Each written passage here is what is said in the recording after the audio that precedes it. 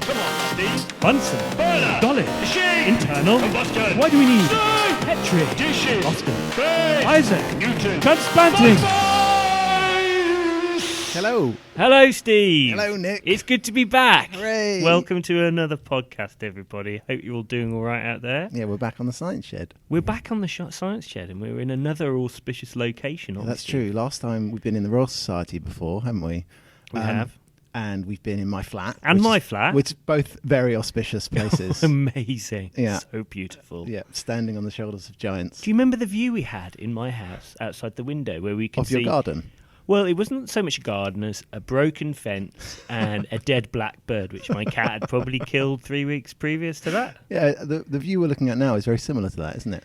It's amazing, the view is Yeah, today. so we're in Guy's Hospital today in central London. We're in the tower. So I did my PhD in Guy's Hospital, Steve, many years ago. Yeah. But I was never in the tower. I was in a small building downstairs, which is on about the 4th floor. On the other hand, we're now on the 28th floor, Steve. Yeah, and there's spectacular views across London. Maybe we should take a picture and tweet it. Definitely, All right, 100%. Yeah, We'll do that. And we can see over to Canary Wharf.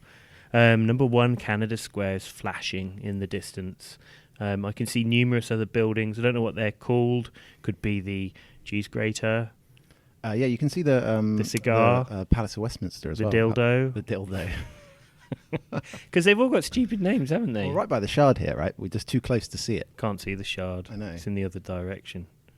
Oh, but never mind. It's amazing view, and you can see all the way out probably to like the Thames estuary and beyond. Yeah, well, we're it's good to be here. I'm excited to we haven't done a podcast for a while. It's been a while. It has, hasn't it? Yeah. Yeah, I mean, I think it's kind of the first one since we've got some feedback from the first couple, really, isn't it?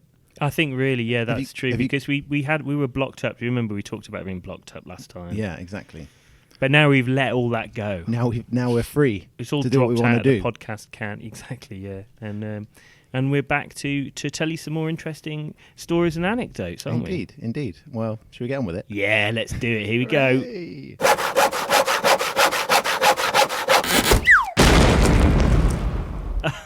Hello, Steve. Hey, Nick. Nick was just telling me the last time he did the podcast, he was hungover drunk. Well, that's when we were in your place and we went and had a lot to drink the night before, more than I'm used to. And the next day, I was kind of not feeling. I was feeling like that kind of hungover that you get When you're tired hungover. tired, but also you haven't got like the headache and the nasty Like, thing. You're you a might have a bit of a cry at any point. That kind of thing. A little tears emotions gonna are pop out. magnified. But it was kind of like I was half cut, I think, the next still, day. you think? I think so, yeah, because I think my liver takes so long to process everything these days. All right. As I approach my 29th birthday. 29th. How many years you been having your 29th for? Oh, several. Yeah, but I think that's I was just I was maybe a little bit tipsy, and this time I'm not so tipsy. Yeah. So well, I don't hopefully know how that'll be better for it. I think probably. I feel like we're getting a bit better at this now. Like get a bit at the mechanics of podcasting. It took us a while to get going, but I Well, think you're we're getting definitely better at it, Steve. But Yeah. I just kind of sit here like a kind of useless potato behind my my popping shield. Is it called? there. Pop shield, I think. Pop shield. Behind that, while you operate your kind of futuristic looking. Well, actually, it looks like a very old mobile phone. Yeah, it does. A little sound recorder. Yeah, it's good. So yeah, but yeah, I think it's. I'm starting to feel more comfortable. Yeah, exactly. So you have to you start off feeling a bit self-conscious, don't you? They're like, I remember the first one we did in your flat with your girlfriend was upstairs listening to us, and I definitely felt a little bit self-conscious. Talking Did to you a microphone. really? Yeah, just because it's just a bit weird, isn't it? A bit kind of Yeah, revealing. It is a little bit, and you get in a different mindset when you're doing it as well. It's kind of like different to normal talking. Exactly. Because you can. There's a palpable kind of sense that people are maybe listening to what you're saying. Maybe. So I can't say some of the things that I would normally in conversation. Oh, well. Like why I've got such a big phone these days. Yeah, okay. Well, we'll have to leave that up to the listeners' imaginations, I think. Yeah.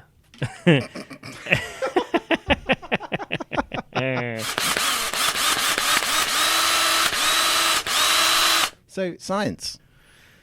So I just got back from Hong Kong. I was there for a conference. We spoke about that before. Hong Kong? Yeah.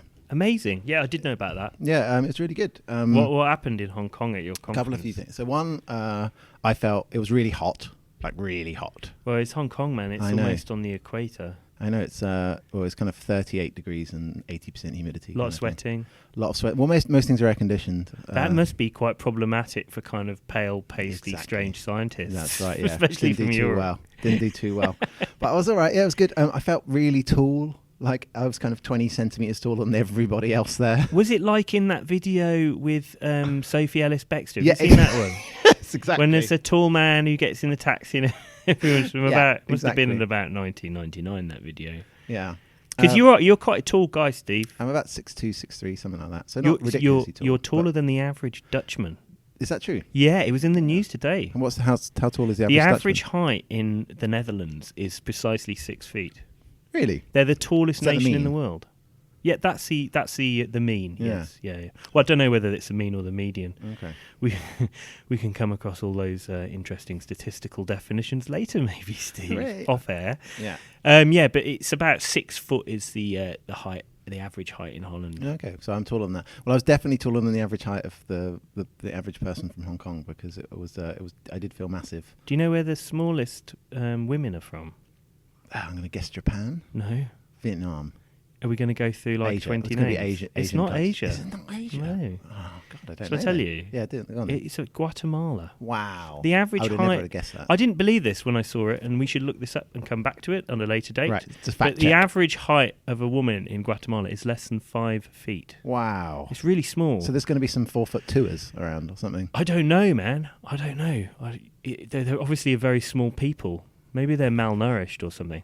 Small people. The average height You of sound like some kind of plantation overlord. I think that's a PC thing to say, small people, isn't it? Anyway, in Britain it's 5'5" for a woman. Okay, I would say that's small, but maybe Yeah. maybe old people are smaller. Yeah. Anyway, so you were saying you're in Hong Yeah, Kong. so I was in Hong Kong. I was there for a conference. I took my poster, my little picture. Remember we talked about a little picture? It was quite funny, and I gave that. It was good. It was enjoyable. I've been to kind of better conferences. It was good to see everyone. It's good to see some really interesting work going on.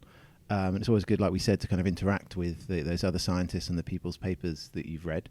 But it was really, really good. I got to see a few people, got to chat to some old people that I used to collaborate with, we used to work with when we were in Stanford. So they've kind of gone on to start their own labs, and we've kind of caught up with those, and which was good to see everyone and chat about what the science is. So set the scene, man. What's going on? Because like Yeah, I've been to a biology conference recently. Well, kind of. And maybe it's different from how many? So was it like a room of people standing around? Yeah, exactly. So this is so generally I think there's two classes of conference. There's the very big, very broad conference, right? The kind of Comic-Cons of this world, right? So like the biophysical meeting, for instance, is on the order of, Comic-Con. yeah, that's the biggest conference in the world. Comic-Con. Yeah.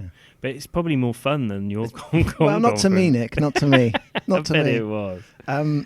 So yeah, there's so normally you have those very large, so typically thousands of people, and this one was slightly different. So this was smaller. There was about 200 people there, 190 or something. That's not very many, 200 people. No, but it's intentionally that. It's quite a very prestigious conference to even get to. wow. They don't allow, for instance, big professors with big research groups. You can only bring one person from your research group. Yeah.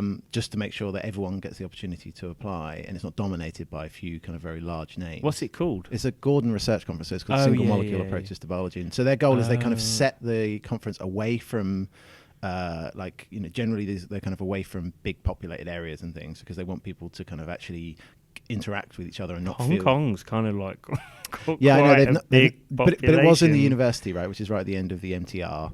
So it's like it's a little bit of a hassle to get in. Oh, right, you know, okay. So, but you don't do it like if you did it in Colombia, for instance, people would be tempted just to skip out and just go and have fun in New York, right? Whereas typically previous ones I've been to have been on a mountain in Italy or Yeah, well, things that's like that. kind of when I think of Gordon conferences. That's usually what I think of. Hong Kong is I think the most densely populated place Fourth. in the world. It's the fourth okay. most populated city. So, and it's also a fun place, man. So if I went to Hong Kong and there was a boring conference with 200 boring people, It's not boring. It's exciting. I'm only joking, but you might be tempted to go out and have some fun in. Yeah, we did. We did Hong Kong, a bit the of island. fun. It's quite expensive though. You've been, haven't you? I have. I don't really remember. I wasn't there for long expensive. enough. I was in and out. I went to the 10,000 Buddha temple. Did you go there? Yeah. Did you walk up the steps? Yeah, you called it the 100. You called it the 1,000 Buddha temple, and then I got there. I was like, oh, this is the 10,000. Oh, I'm sorry to be so inaccurate, Well, Stephen. The counting of my Buddhas. Did you sweat profusely walking up the steps? Absolutely. It was really hot. Yeah, it was good. Did you go there? You kind of have to like walk through the back of an industrial estate it's to kind weird. of find it, don't you? Yeah, I Like, went to some it's shopping centre in the middle of nowhere. And then there's like a sign just hand painted on the edge of a wall somewhere. Yeah. But there was science there, Steve. The science was good. There was lots of science there. Yeah. So it was lots of people that kind of do similar things to me, and there's really interesting, a few good ideas. So me and my postdoc, we were thinking about some ideas that came from it. We've already gone back and tried to implement those. We've ordered some DNA. We're going to play with some kind of...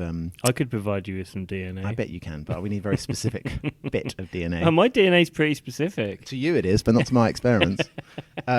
So yeah, it was good. So exactly the reason for going, to kind of inspire and to kind of like generate new ideas was really good. So we got the opportunity to... And even, you know what, Nick, I don't know if you find this at conferences, but even just the concept of being away from your office and being away from all the admin and all that kind of stuff, and you just sat there thinking about your science is just really, really productive. I know that's definitely true. Like if you're in a talk or something like that. I mean, sometimes at work, we have seminars in our department, so that's people from outside come and talk about what they're doing to the local people.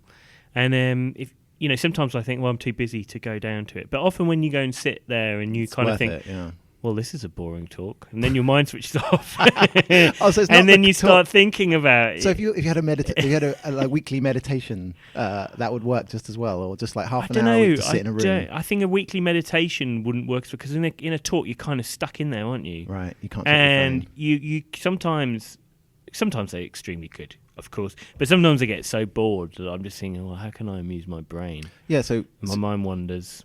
So there was there, and then we had a series, probably about 20 talks over 5 days. Did you talk? I didn't talk. No. Why didn't you talk? Because I applied really late for this conference. I only applied like a month before. And the idea of the Gordon conference is that people show data that's not quite published yet, and you have to sign a little disclaimer saying you won't steal it, you won't cheat it. And really? Yeah, it's quite good. And like they ban. But how are they going to prove that? Well, you might have already thought about it before you sign the thing. Well, then everyone will hate you. Oh, that's not very fair. Well, if you've got a really good idea and you've been working on it for like 2 years, and then you go to the Gordon conference and some Muppet's presenting it, a terrible version of it, and you signed a thing that I'm not going to. I've already done it. No, I think that's all right. But I think the idea is that because if people it's an honour, it's like an honour thing. Yeah, because people feel that if you're going to go there and you're going to reveal something that isn't published yet, that there's a risk that could be stolen. But it means that what you're doing is you're presenting the absolute most exciting idea you have in your lab, and it's not just something that's kind of a year old that was published a few years ago. So it's good for seeing new data. And so there's kind of series of talks. Everyone talks for kind of half an hour to say 50 minutes. Yeah. And then you go to then there's lots of drinking really, and just kind of socializing, which is actually kind of integral to kind of chatting to people about what they're doing and the problems they have. Yeah. So you went in a room, and you necked a load of, what were you drinking? Like cheap wine. And a bit of food. Get drunk. Talk about single molecules in medicine. Biology. Oh, what a riot. It was fun. Stop insulting it. It was fun. I enjoyed it. I'll have to tell you about the conference I went to, but let's have something else first. Here we go.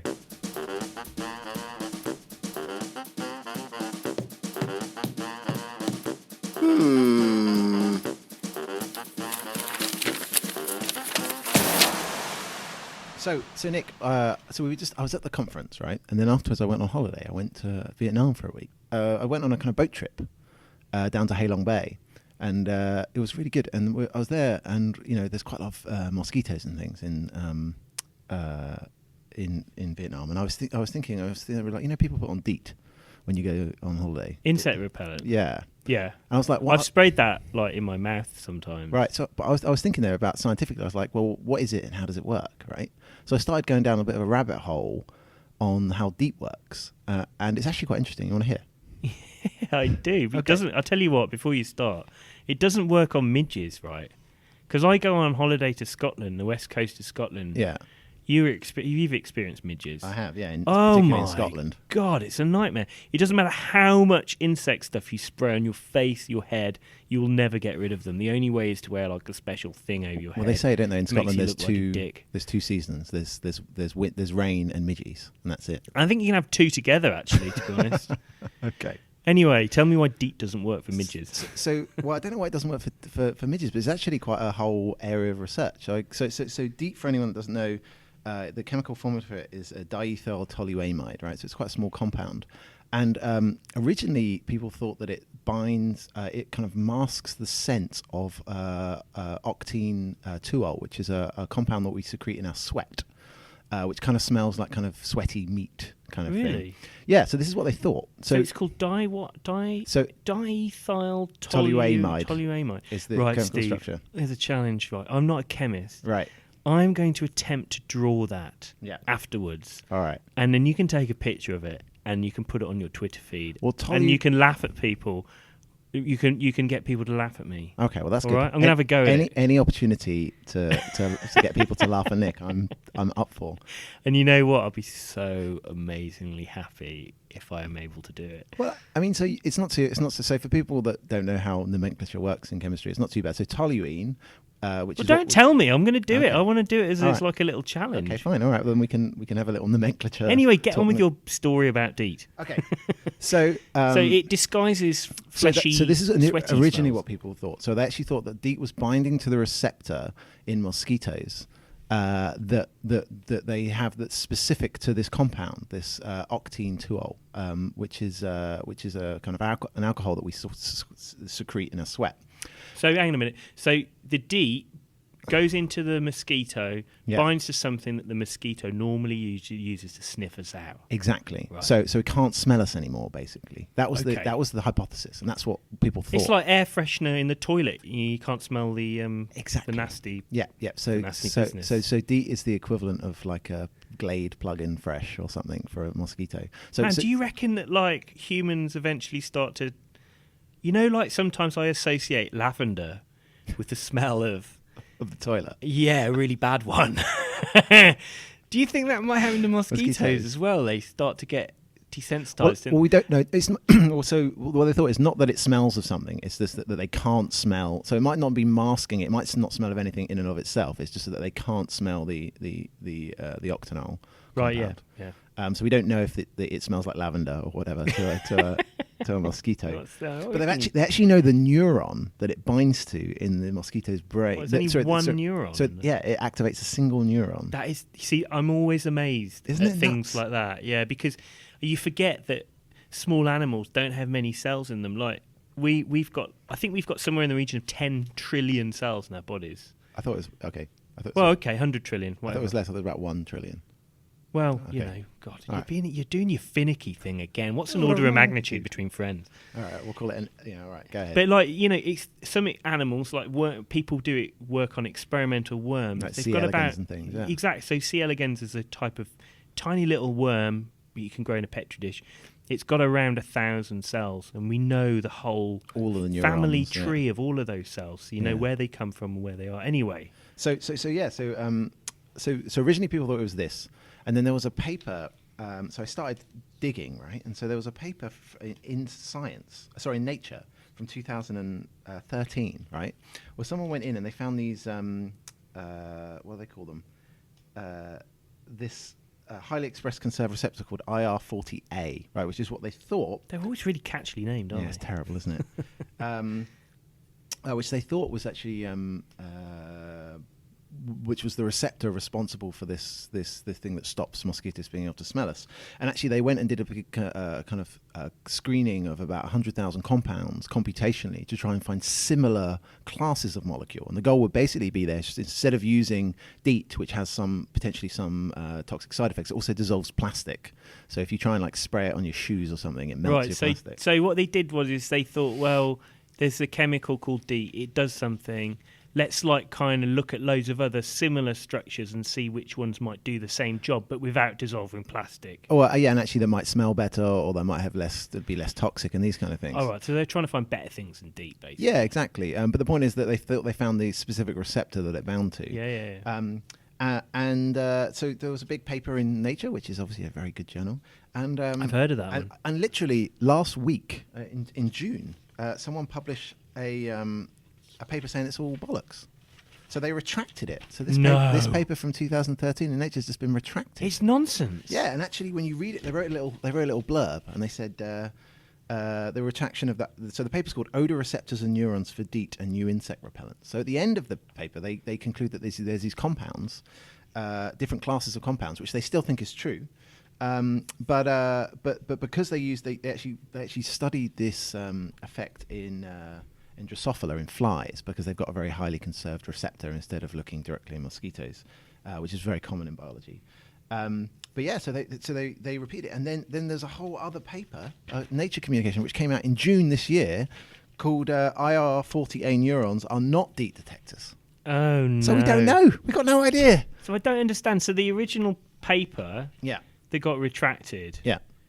Who decided it was? So the authors basically tried to repeat some of the experiments, and they wrote I don't think there was any foul play here. I think they generally thought what their findings were true, and they wrote this this kind of retraction letter saying we're retracting this article because we no longer have the confidence in the data that support one of our key conclusions. That sounds like Dodge City, man. So basically, there was another paper saying that they couldn't replicate their results. Oh right, someone else published and said this is nonsense, and then the original authors. Well, they didn't say it was nonsense. They said they couldn't do it, and the original authors went back to try and repeat it, and so they said upon learning of these other findings, they did not find defects in the DEET aversion to the IR40A mutant flies. We repeated many of the original behavioural experiments. Although we confirmed significant behavioural differences in the cell-silenced flies, we were unable to replicate observations of behavioural experiments using IR40A. Therefore, with the exception of the main author, Pinky Kane, we no longer have the confidence in the conclusions. Hang on a minute. The main author was called Pinky Kane. It's a good name, isn't it? Pinky Kane? Yeah, Pinky Kane. So was that person from Disney who did the experiments? Is that why it went wrong? Was it in Finding Nemo? Yeah. Maybe that's the reason.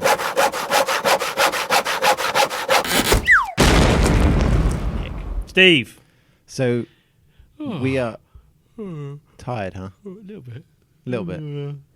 So we're in a post-Brexit age now. We did a podcast prior. We've been podcasting so long now that when we first started this, we were in the European Union, and soon we're going to be out.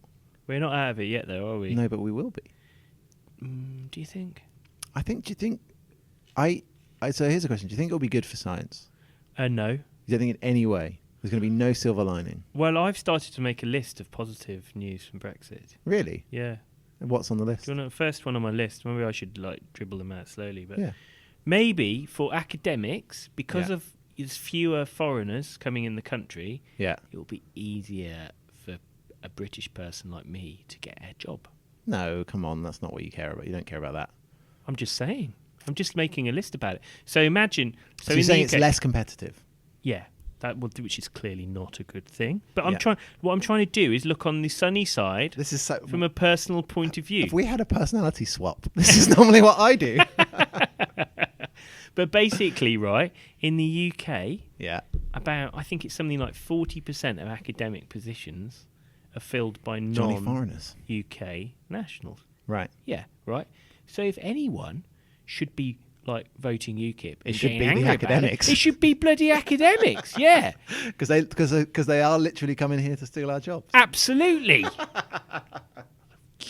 God damn people. So the flip side of that. So I got a different. So up until first now, on the list. Okay, that's first on the list. So up until now, it's been very easy to employ someone from Europe in my lab or wherever.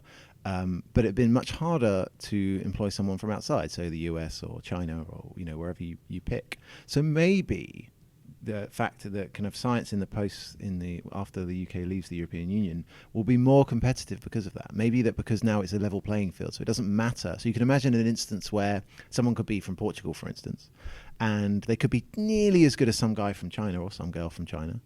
And you might be like, well, I'll just take the person from Portugal because it saves me a lot less paperwork than it does if I have to go get them a visa or whatever. Oh, that's absolutely right, and that's what the Brexiteers will have been arguing. But do you think that's true? And that's true for lots of other, not just science, any professional jobs. That's what they're arguing. Yeah, sure. So actually, it's making it more competitive because you're diversifying your talent pool. Yeah. Because it comes from. So I think so. I'm trying, Ringo. I'm trying to So find. that's a good thing. I think maybe we'll see. I don't know. We'll see. I mean, there are arguments against that as well. Like part of Europe is you work together as a European club, and different countries specialise in different things. Like, and the UK was quite science specialised, so all of the countries in the club, they pay into a big budget, right? And then it gets competitively allocated. Yeah. It could be regionally. So UK's got a good infrastructure. Yeah. So it means it gets quite special. It gets more of the money in for science. So that means, but less for farming or something. Something like that. Yeah. So you get people in doing science, and then you attract the best people to Europe from as a Southern whole. Europe. Yeah. So you think about all of the. I mean, I personally have had some excellent South European and East European students. Mm-hmm.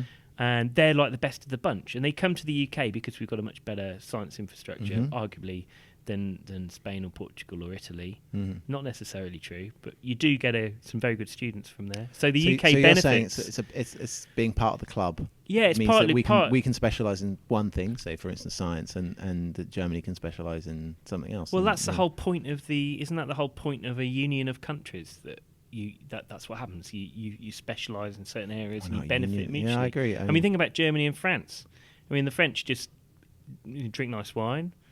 Go on strike. Yeah, and the Germans like to go on holidays there. The Germans do all the work. Job done. Brilliant. Well, we really are. I don't really mean that. Yeah, that French was a joke. People. We love you, really. Yeah, so I worry, but hopefully we can see some positive change from Brexit. How about what else is on your list? What else you got? There's nothing. It's a blank page apart from that one.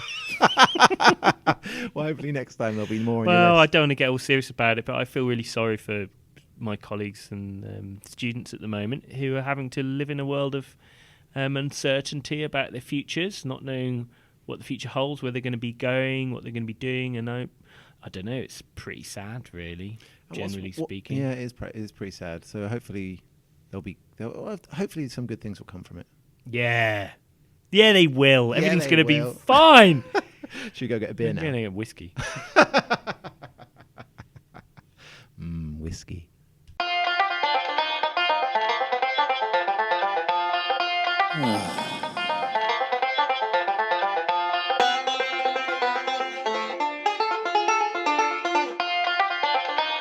What's annoying Nick? Steve, something annoyed me last night. What's annoying Nick? I watched a program on the TV called Naked Attraction. Are you aware of Naked Attraction? I'm not. No, I don't really watch TV. What's it about? Oh my God, where do I start? It's a television program which is, first of all, By the way, you can see Nick's actually kind of irritable. He's visibly irritable. I'm not sure whether I'm irritated or just shifting around in my seat out of excitement. But basically, it had a scientific thing in the background that was so buried as to be, totally nonsensical. Is it kind of like Gillian McKeith science, that kind of thing? It was worse than that. Worse than Gillian McKeith? I know, that's a pretty low bar. Basically, it's on Channel 4. Channel 4 often shows naughty things. Indeed. And it's quite shocking. Eurotrash. Yeah, there was one once. I remember they had one called Naked. It was like a week of naked stuff. So and they had a game show with Keith Chegwin hosting it totally naked with his fella out. I just can't. I can feel that the cringe is palpable. It's unbelievable. I've never seen my mother so amused. Right. Well, that blows your hair back. Oh. Right. So, Naked Attraction. What happened to Keith Chegwin? Yeah. So this program was similar in the same sort of kind of quite kind shocking. of the lowest basal. Oh, it was so low. So they got two people on. They got a man on first and a woman. I didn't actually see all of the man bit, so I saw the woman bit. And basically, she comes on. She's a woman, and they have 6 people in 6 cubicles, frosted glass cubicles. So you can't see what's in them. Right.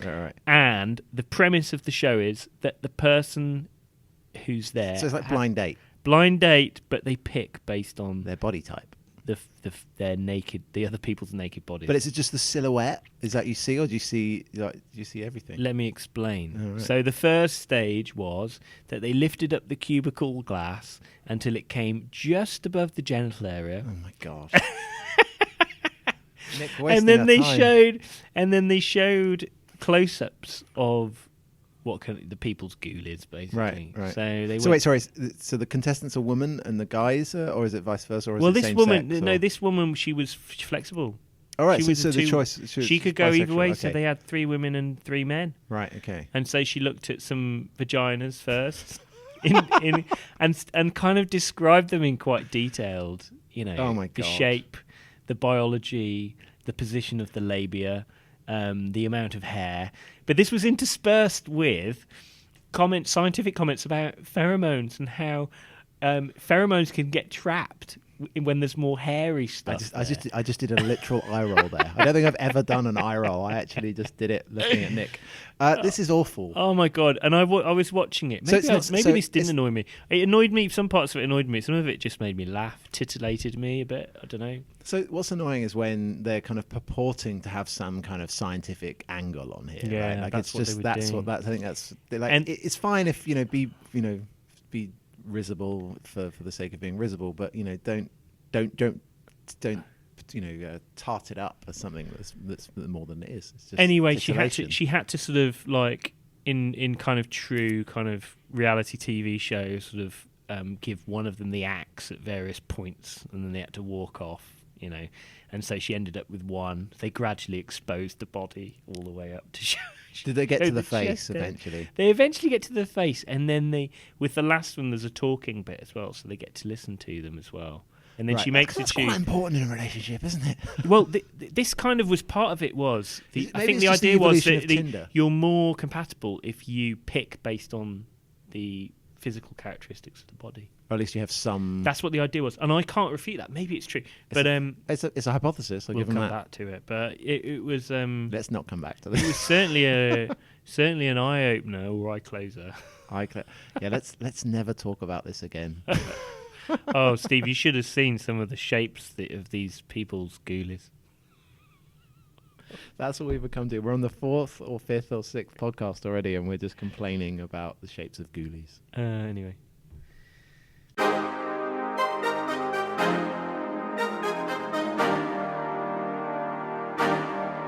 Science Shed! We're in the Science Shed!